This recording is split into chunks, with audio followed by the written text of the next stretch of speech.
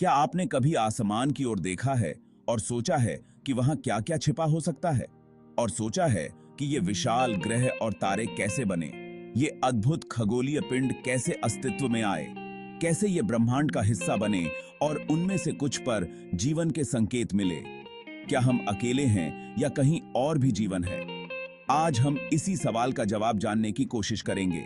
हम ब्रह्मांड की गहराइयों में जाकर इन रहस्यों को समझने का प्रयास करेंगे। इस वीडियो में हम जानेंगे कि हमारे सौरमंडल के ग्रहों की उत्पत्ति कैसे हुई और कैसे ये धूल और गैस से बने और उनके विकास की पूरी प्रक्रिया कैसी रही। हम देखेंगे कि कैसे समय के साथ ये ग्रह बदलते गए। तो चलिए इस अद्भुत सफर की शुरुआत करते हैं और ब्रह्मांड के इन रहस्यों को जानने के लिए तैयार हो जाइए। लगभग 13.8 अरब साल पहले एक विशाल विस्फोट हुआ जिसे बिग बैंग कहा जाता है। इस घटना ने ऊर्जा और पदार्थ को इस विशाल ब्रह्मांड में फैला दिया। इसी से समय, स्थान और सभी पदार्थों की उत्पत्ति हुई। लेकिन ग्रहों की कहानी इसके बाद से ही शुरू होती है।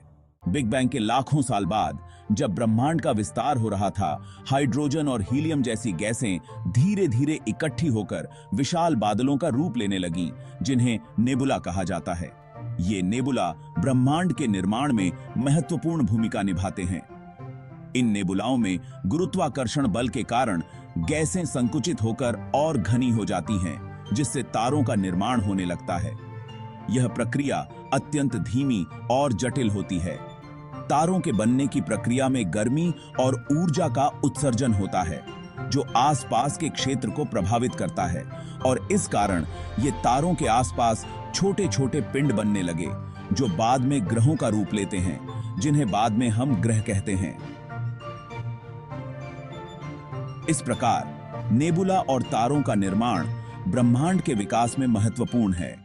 जब हमारे सौरमंडल का सूरज बना, उसके चारों ओर धूल और गैस का एक घना बादल बना, जिसे प्रोटोप्लेनेटरी डिस्क कहा जाता है। गुरुत्वाकर्षण बल के कारण इस डिस्क में छोटे छोटे कण इकट्ठा होने लगे और धीरे धीरे बड़े पिंडों का रूप लेने लगे। ये छोटे पिंड एक दूसरे से टकराकर और भी बड़े होते गए और अंततः ग्रहों का निर्माण हुआ। ग्रहों के बनने के बाद उनमें भौतिक और रासायनिक प्रक्रिया शुरू हो गई। ये प्रक्रियाएं ग्रहों की संरचना और उनके वातावरण को आकार देने में महत्वपूर्ण भूमिका निभाती हैं। पृथ्वी जैसे ग्रह जो ठोस सतह वाले हैं, टेरेस्ट्रियल प्लैनेट्स कहलाते हैं। ये ग्रह मुख्य रूप से सिलिकेट और धातुओं से बने होते हैं।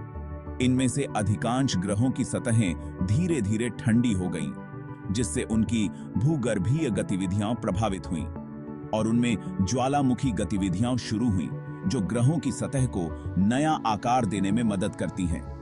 इस प्रक्रिया ने धरती को विशेष रूप से विकसित होने का मौका दिया, जिससे जीवन के लिए अनुकूल परिस्थितियां बनी। दूसरी ओर बृहस्पति और शनि जैसे गैस के विशालकाय ग्रहों का विकास अधिकतर हाइड्रोजन और हीलियम के रूप में हुआ। ये ग्रह ठोस सतह नहीं रखते। इनकी संरचना बाकी ग्रहों से काफी अलग है, जो उन्हें अद्वितीय बनाती है। जैसे जैसे ग्रह विकसित होते गए, कुछ ग्रहों पर जीवन के अनुकूल परिस्थितियां बनने लगीं। पृथ्वी पर तो जीवन का विकास हुआ ही, लेकिन क्या यह संभव है कि किसी और ग्रह पर भी जीवन हो? मंगल ग्रह, बृहस्पति के चंद्रमा यूरोपा और शनि के चंद्रमा टाइटन पर वैज्ञानिक जीवन की संभावना के संकेत खोज रहे हैं। विभिन्न स्पेस मिशनों के माध्यम से हम इन ग्रहों की जानकारी जुटा रहे हैं। जैसे जैसे हमारा विज्ञान और प्रौद्योगिकी का ज्ञान बढ़ रहा है, हम ग्रहों के भविष्य का अध्ययन करने में सक्षम हो रहे हैं। कुछ वैज्ञानिक मानते हैं कि एक दिन हमारा सूरज एक लाल दानव बन जाएगा और उसके कारण सौर मंडल में बड़े बदलाव होंगे। क्या हम तब तक किसी और ग्रह पर जीवन बसा पाएंगे? ये सवाल आज भी हमारे सामने हैं और वैज्ञानिक इनका जवाब खोजने में लगे हैं। ग्रहों की उत्पत्ति और विकास की यह कहानी हमें सिखाती है कि ब्रह्मांड कितना विशाल और अद्भुत है। यह हमें प्रेरित करता है कि हम इस अद्भुत ब्रह्मांड के बारे में और अधिक जानें और समझें। अगर आपको यह वीडियो पसंद आया हो तो इसे लाइक करें, सब्सक्राइब करें और ऐसी ही और रोमांचक जानकारियों के लिए जुड़े रहें हमारे साथ।